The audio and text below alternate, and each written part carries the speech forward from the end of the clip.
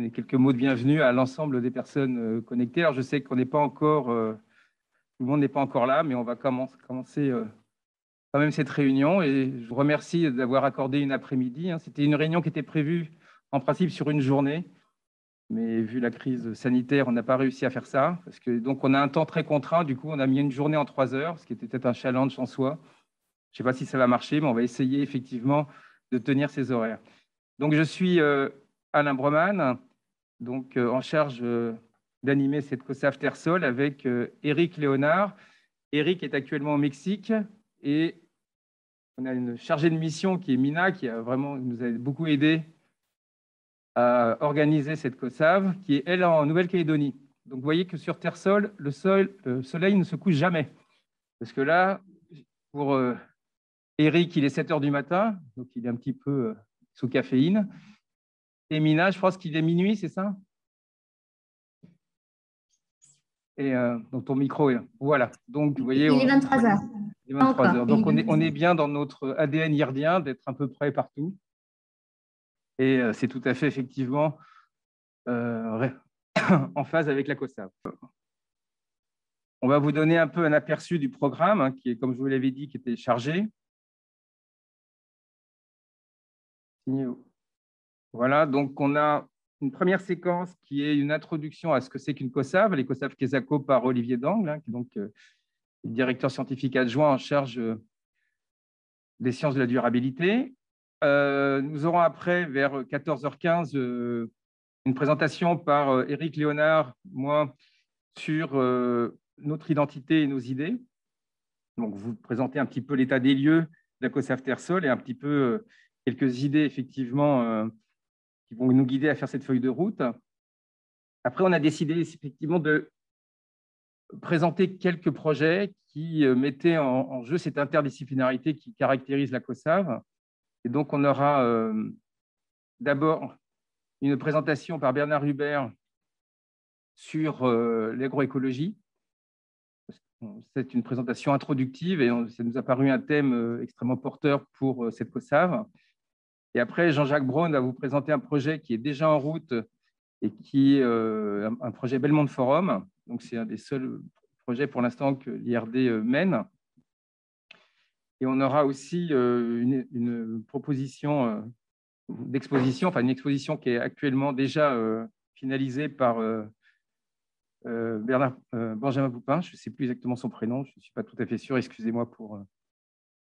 Et donc, Jean-Luc Schott va après nous présenter la Grande Muraille Verte, qui va nous permettre aussi d'avoir peut-être un cadre un peu plus opérationnel sur nos opérations futures.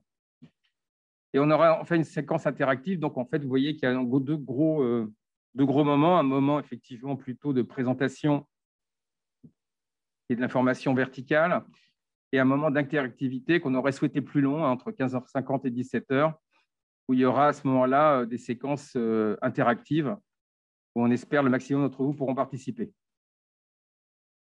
Donc, avant de donner la parole à Olivier Dangle, j'aimerais bien que Éric puisse se présenter, et Mina aussi, très rapidement.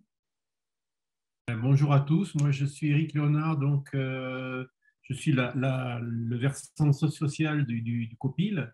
Je suis socio-économiste et géographe, membre de l'Emersence et qui se fixe comme objectif d'avancer dans la construction d'humanité environnementale. Je travaille personnellement sur des questions foncières et plus particulièrement de politique foncière, de construction de l'État à travers les politiques foncières.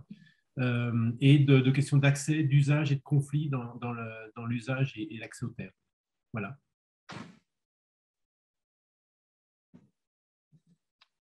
Mina. Oui, bonsoir. Je suis basée en Nouvelle-Calédonie où j'assure les fonctions de responsable com depuis 18 ans et ce soir, je serai en charge de la régie Zoom. Très bien, merci. Je veux savoir si Olivier est en ligne. Oui, bonjour Alain, bonjour à tous. Oui, donc bonjour Olivier et merci d'avoir pris ce temps. Je sais que tu as un temps très très contraint cet après-midi, donc je vais te laisser la parole très rapidement pour qu'effectivement tu présentes voilà, en gros ce que c'est qu'une COSAF pour une communauté qui n'est pas toujours encore bien au fait de cette initiative de la gouvernance. Très bien, merci beaucoup Alain, merci pour l'invitation, merci également à Eric pour toute son implication et à Mina.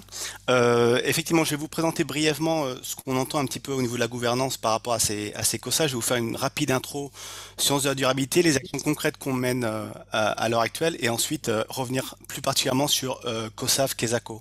Alors, vous le savez, hein, vous l'avez entendu même depuis l'arrivée de Valérie Verdier, mais aussi avant, on a pris le pas de la science de la durabilité, c'est-à-dire une science qui réfléchit aux solutions durables, notamment dans les pays du Sud, des solutions donc, qui sont co-construites. Vous avez peut-être vu la première émission de Hello World, où on a représenté le donut. Hein. On peut voir notre planète comme une planète qui subit 9 grandes limites planétaires, le changement climatique, les sols, etc. Ça, je pense que c'est assez clair pour vous, et auquel on rajoute un plancher social, donc véritablement toutes les dimensions, justement du foncier, de la pauvreté, des migrations, etc. Et donc véritablement, la science de la durabilité, c'est essayer de faire de la recherche et de trouver des solutions durables entre ce plafond des limites planétaires et ce plancher social, économique pour l'humanité. Donc c'est une politique scientifique très forte hein, qu'a souhaité Valérie Verdier, et du coup, on a commencé à y réfléchir très fortement. Alors bien sûr, il y avait déjà eu des intentions et plusieurs choses qui avaient été mises en place par Jean-Paul Moati. Et là, donc, on a souhaité continuer avec ça. J'ai un retour dans les oreilles, c'est pas évident, mais si vous pouvez couper vos micros, merci. Alors, par rapport à ces sciences de la durabilité, qu'est-ce qu'on a fait concrètement? Parce que le but, c'était vraiment d'atterrir. On a déjà essayé de construire et d'expliquer le concept beaucoup toute cette dernière année. Hein. On a fait beaucoup de réunions, notamment avec vos directeurs d'unité. Moi, je suis passé souvent au niveau des directeurs du MR, avec les représentants. On a essayé de communiquer beaucoup. Alors, il y a des publications qui sont disponibles sous forme de recto verso. On aura bientôt un site web pour vous les présenter. On a des émissions. On a pas mal de capsules aussi au niveau de la com qui existent. Vous savez, il y a toutes ces écoles d'été ODD qui existent également et dans lesquelles pas mal de chercheurs sont présents. Et ce qu'on a fait surtout, c'est qu'on a fait beaucoup de communication auprès de nos tutelles. On a expliqué à nos ministères à quoi ça servait, que ça existait. Je pense que maintenant, le terme science de la durabilité, c'est quelque chose qui est présent au niveau des tutelles, aussi au niveau d'Alenvie. Et il est si bien présent que, vous l'avez peut-être vu, c'est quand même une nouvelle très importante. On a obtenu cette année le financement d'un axe spécifique à l'ANR, science de la durabilité. Donc ça veut vraiment dire que ce mot-là est en train de prendre toute l'ampleur qu'il doit prendre en France, vu qu'il est déjà totalement connu un peu partout. On était un petit peu à la traîne. Et donc au niveau de l'ANR, il y a un call cette année qui est financé spécialement sur ces aspects véritablement interdisciplinaires et je dirais transsectoriels, avec à la fois des calls sur des synthèses, sur des study cases ou des méthodes. On pourra vous donner plus d'informations là-dessus. Claire a fait tout un topo sur ces aspects. Tu parlais du Belmont Forum tout à l'heure, avec un projet sur les sols qui avait été approuvé, mais on a 6 autres projets à l'IRD qui sont portés. Encore une fois, le Belmont Forum a lancé un projet Pathways qui a été soutenu par l'IRD. L'IRD finance les partenaires du Sud de la zone intertropicale et sur environ 80 projets qui ont été soumis, il y en a 10 qui ont été pris, il y en a 6 qui sont pris de l'IRD. Donc on voit bien que toutes ces dimensions, sciences de la durabilité, transformation, les approches interdisciplinaires, c'est quelque chose qu'on réussit bien à l'IRD. Pour preuve, on est très compétitif sur des appels internationaux. On a eu aussi en termes de financement le SRI cette année, le Sustainability Research and Innovation, qui était un grand colloque qui a rassemblé environ 10 000 personnes, pas mal online d'ailleurs. On a donné 300 bourses au Sud, et là encore, c'est toute une culture petit à petit qu'on essaye de construire autour de cette science de la durabilité, c'est-à-dire une science, encore une fois, des solutions durables, en interaction beaucoup plus entre les sciences de l'environnement et les sciences humaines et sociales. Alors, ce qu'on veut maintenant, c'est essayer de transformer un petit peu notre système. Et on veut vraiment essayer d'aller vers des transformations de l'Institut, mais avec vous, bien entendu, avec tous les chercheurs, pour essayer d'être encore plus en phase avec les nécessités de notre temps. Vous avez vu tout ce qui se passe, aussi bien les grands colloques, les IPCC, les IPBES, ou encore plus récemment l'UICN à Marseille. On a besoin d'être vraiment sur ces aspects transformatifs. Au niveau de l'IRD, on fait partie maintenant de Future Earth, qui est cette institution qui regroupe notamment INE, le CNRS et aussi tout à l'envie pour essayer de comprendre à un niveau vraiment macro les grands grands enjeux planétaires. Donc on est entré au niveau du board, hein, c'est pour ça qu'on suit les Pathways, avec notamment une communauté de pratique au niveau des projets Pathways.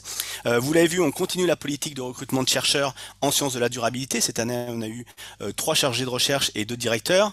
On essaie aussi de transformer nos manières de fonctionner, de voyager. On a notamment mis en place et soutenu plutôt l'initiative Mater en 180 minutes, et maintenant on va avoir cette année les nouveaux entrants qui arrivent et qui vont jouer ce jeu de rôle pour essayer de repenser aussi leur façon de voir faire une science plus durable.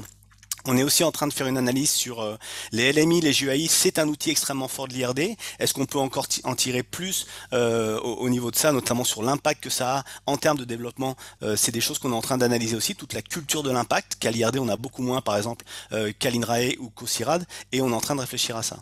Et enfin, et j'en viens là plus concrètement à la COSAF, c'est quoi? Mais je voulais vous montrer véritablement tout ce qu'il y a derrière, c'est-à-dire qu'il y a vraiment un engagement total de la part de la gouvernance, de la part des directeurs de département, des directeurs du MR pour aller dans cette direction. Et une partie de tout cela, c'est effectivement les communautés de savoir.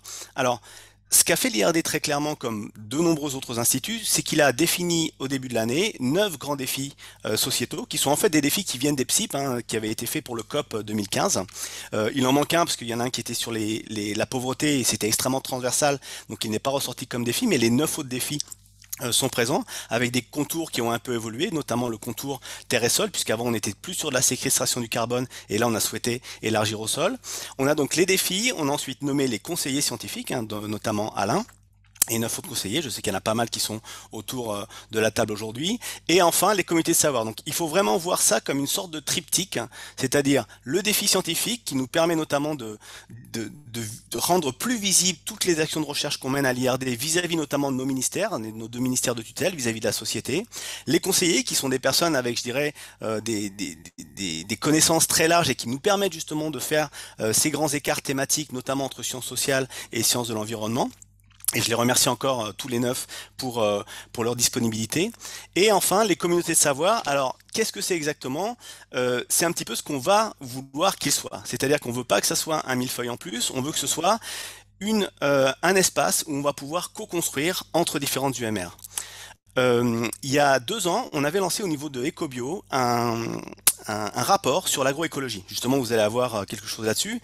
Et en fait, ce rapport avait montré que, en dépit du fait qu'effectivement, il y a beaucoup de choses à l'IRD qui sont faites entre disciplines, hein, et notamment on l'a vu avec le PSIP carbone, hein, où on voyait vraiment les communautés qui travaillent ensemble, mais sur grand nombre de projets, on a tendance à faire ça pour porter les projets, pour avoir les financements, et ensuite chacun a tendance à rentrer un petit peu dans ces thématiques, dans des disciplines, et notamment à publier ou à valoriser plus globalement de manière assez disciplinaire. Je vous conseille de lire ce rapport final d'agroécologie, hein, je pense que Alain tu l'as et tu pourras le faire tourner, et vous verrez notamment que dans les forces, il y a tout cet ADN IRD hein, qu'on a, nos géographies, nos travails au sud, on travaille en partenariat, donc on est dans l'ODD 17 qui est l'ODD justement des partenariats, donc on fait tous ça au moins à l'IRD, on travaille en partenariat équitable avec le sud, ça c'est nos forces, cette interdisciplinarité.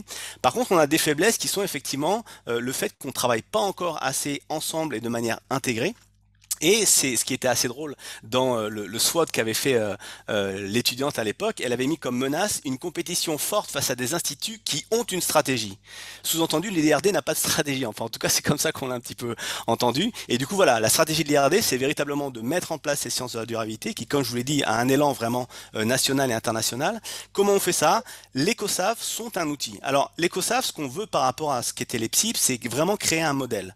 Il y a un peu partout dans le monde, au niveau des sociétés, au niveau des associations, des grandes firmes, etc., des communautés de pratique ou des communautés de savoir qui sont des groupements de personnes autour d'une même thématique, autour d'un même questionnement. C'est véritablement ça qu'on veut.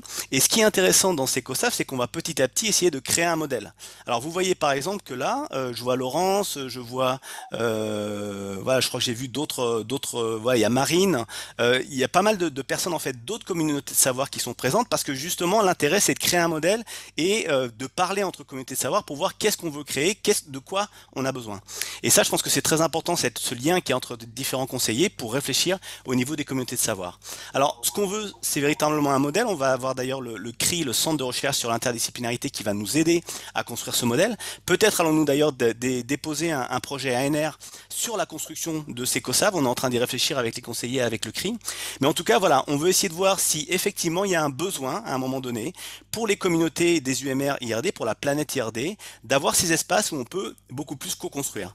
Par exemple, pour répondre à un appel d'offres ANR, typiquement sciences de la durabilité, est-ce que d'avoir une communauté de savoir avec tant de différentes expertises autour de la table peut permettre de mieux co-construire aussi en accord avec les besoins de la société. Donc ça, c'est un modèle qu'on veut essayer de faire. Bien sûr, il est inter-UMR, il est interdépartement, et les départements sont conscients et veulent travailler main dans la main avec les différentes COSAF pour essayer d'aller vers une plus grande intégration des différentes disciplines. Il est aussi, et ça c'est extrêmement important, il est interservice. Vous savez qu'à l'IRD, on a un pôle développement qui travaille beaucoup sur les approches participatives, sur les grands enjeux, sur le partenariat, sur les financements, sur les bailleurs. Et dans les communautés de savoir, il y a ce pôle développement qui est présent. Et on veut véritablement que l'interaction entre le pôle sciences, les chercheurs et le pôle développement soit encore plus grande. Et c'est pour ça qu'il y a des chargés de mission qui sont présents pour aider justement à relier, je dirais, tous les outils qu'on a au niveau de l'IRD qui sont souvent méconnus par les chercheurs et les différents axes de recherche. Donc ça, c'est très important, la notion d'interservice. Et ensuite, les moyens. On a fait une réunion il y a 2 semaines avec tous les conseillers scientifiques qui ont mis en avant, donc on a déjà mis sur la table des moyens, notamment en termes de fonds d'amorçage pour essayer d'aller vers des grands projets, ou encore en termes de personnel, puisqu'il y a Claire Fréour par exemple qui est avec nous et qui nous aide beaucoup sur les COSAV. On va essayer de faire plus, aussi bien en tant que moyens humains qu'en termes de moyens, je dirais, financiers. Mais en tout cas, l'idée c'est bel et bien aussi d'aller lever des fonds. Là, vous le voyez, il y a déjà les Belmont Forum et l'ANR qui sont prêts pour aller chercher des financements, pour co-construire, pour travailler. Mais en tout cas, toute la gouvernance va aider ces approches très collaboratives qu'on peut avoir entre différentes disciplines.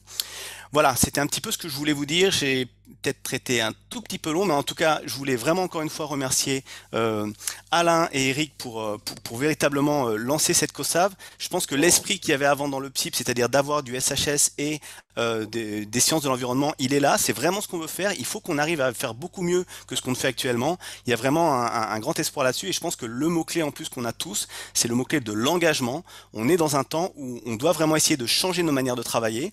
On va voir si les COSAF ça fonctionne. C'est un petit peu exploratoire. Laissons-nous 2 ans pour essayer de voir si ce modèle nous permet de faire quelque chose. En tout cas, je vous remercie déjà à tous par anticipation de toute l'énergie que vous voudrez mettre dans ce modèle, et je reste à votre disposition si jamais vous avez des questions. Merci. Merci Olivier. Donc je vais donner 5 minutes à la salle à l'ensemble des participants. Hein. On est monté à 67, j'ai vu en visio. Donc, est-ce qu'il y a des questions? Et si vous avez des questions, si vous pouvez le manifester par lever la main sur Zoom. Ici aussi, vous pouvez lever la main. Donc, tu as été trop clair, Olivier. Tout le monde t'a trop bien compris. Alors je vois aussi qu'il y a le pôle appui qui est là, et puis aussi je vois qu'il y a toutes les personnes de la com qui sont là. Donc voilà, c'est vraiment toute une équipe qui est là, et je pense que c'est vraiment une opportunité aussi pour faire encore mieux le lien avec certains services du siège à Marseille qui sont souvent méconnus des chercheurs, et les chercheurs justement à travers la COSAV. Donc ça me semble une vraie opportunité. Oui, tout à fait. Ça, c'est un point très important qu'on va d'ailleurs souligner un petit peu au moment de la présentation, c'est que il y a un côté très intersectoriel dans la COSAV, c'est-à-dire que ce n'est pas qu'une COSAV pour chercheurs, c'est aussi des techniciens, j'insiste un peu sur ce point-là, mais aussi effectivement tous les services d'appui qu'on peut avoir. Et déjà, Mina nous a permis effectivement d'organiser, vous l'avez vu, d'organiser de manière qui était logistiquement pas simple. Hein, tout ce qui est interface distancielle, présentielle, c'est toujours un peu compliqué à faire. Donc, oui, et peut-être insister sur le fait qu'on a vraiment besoin d'écouter ces différents métiers en fait. C'est-à-dire qu'en tant que chercheur, on a l'habitude de parler entre nous. Là, il faut aussi donner la voix, écouter les différentes personnes qui ont d'autres visions aussi de la recherche pour le développement, qui nous aident. Et ça, je pense que c'est une co-construction à avoir, mais aussi un positionnement un petit peu à avoir un équilibre entre les différentes personnes qui seront là, un temps d'écoute vis-à-vis de personnes qui ne sont pas forcément des chercheurs, pour justement essayer de co-construire, parce qu'il y a vraiment une intelligence collective à avoir au niveau de ces COSAV. Oui, je vais rebondir encore là-dessus, Olivier. C'est que, par exemple, dans les équipes d'animation, on va avoir le copil et l'équipe d'animation, c'est-à-dire ceux qui font. On ne va pas différencier la science de l'opérationnalité, mais on va mettre ça ensemble justement parce qu'il y a beaucoup de chargés de mission qui nous ont demandé ça, d'être aussi impliqués dans la réflexion scientifique. Je pense que c'est effectivement une très bonne chose en termes de dynamique. Donc, s'il n'y a pas de questions, on va passer à la deuxième séquence. Je sais pas, je pense qu'Olivier, on va devoir te libérer de toute façon, non? A priori, tu as d'autres réunions en cours qui vont suivre. Je ne sais pas si tu peux encore rester un peu avec nous. Ça sera avec plaisir. Ouais, il faut que je saute sur d'autres réunions, mais en tout cas, n'hésitez vraiment pas à nous contacter, soit Claire, soit moi, sur notre mail, hein, ou sinon en discuter aussi avec, bien sûr, avec Alain. On vous a remis l'appel à projet Sciences de la durabilité là dans le chat. On pourra aussi vous mettre alors une idée du budget. Non, ça va dépendre un petit peu du nombre de projets. C'est pour ça qu'il faut en déposer. C'est jusqu'au 28 octobre. C'est vrai que si on n'a que 20 projets qui sont soumis dans toute la France, je réponds à Lionel hein, là dans le chat. Il y aura pas beaucoup de budget, mais s'il y a effectivement une grande partie de, je sais pas s'il y a 100, 150 dossiers, on va rester sur un taux de 20, 25, 30% d'acceptation et donc on aura un budget qui sera notamment proportionnel par rapport aux demandes qu'il y a au niveau de la communauté. L'ANR est très sensible au fait qu'on puisse avoir un call qui réponde à des besoins de la communauté. C'est pour ça qu'elle était un peu frileuse auparavant de lancer ce call. On a réussi à la persuader. Maintenant, c'est à nous d'aller vers ces calls. C'est juste 4 pages recto verso qu'il faut remplir pour le 28. Après, bon voilà, c'est le thème classique de l'ANR. Donc, n'hésitez pas éventuellement aussi à recycler les choses que vous aviez avant, qui sont pas passées dans d'autres calls. Ça, c'est vraiment très important. Et juste pour finir, Claire pourra vous mettre aussi ces fiches sciences de la durabilité qu'on est en train de faire pour que vous voyez un petit peu toute l'émulsion aussi et la curiosité scientifique et l'émulsion intellectuelle qu'il y a autour de ces communautés de savoir. Je pense que c'est avant toute chose très importante puisqu'on reste, nous, chercheurs d'abord, très curieux. Voilà, je vous remercie beaucoup. Bien, merci Olivier. Et puis bonne réunion à toi cet après-midi. Merci, ciao, ciao, bon courage. Ciao.